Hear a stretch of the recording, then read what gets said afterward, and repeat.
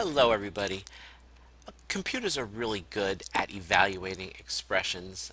They use PEMDAS, you've probably heard of that. And they do that so that they don't make any mistakes while maybe evaluating expressions that a person wrote. If we didn't have a definition of what order to do things in, people could arbitrarily just go through and say, hey, I'm going to do the addition first, and yeah, you know what, now I feel like doing some division, and you'd get tons and tons of different answers for this same expression. All right, let's talk about the word expression for a second here. This is not an equation. There's no equal sign.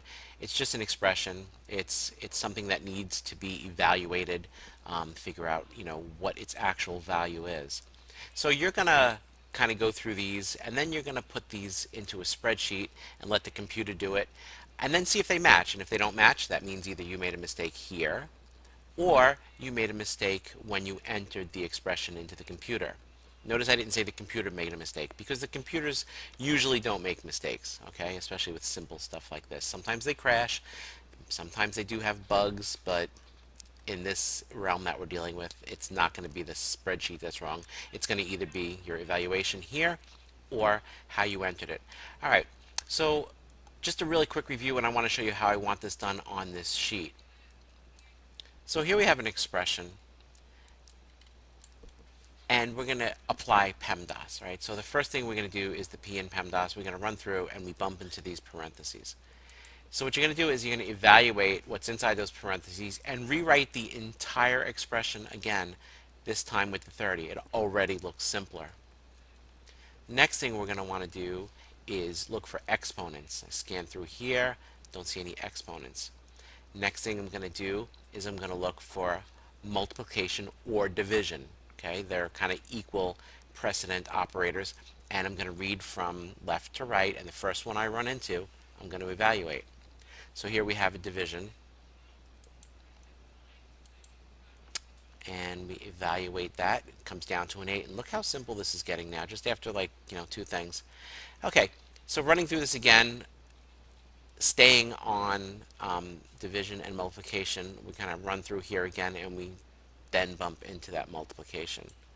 So you have to run through multiple times, right? Looking for division, looking for multiplication. You keep going. There could be other multiplication signs, right, that you need to evaluate.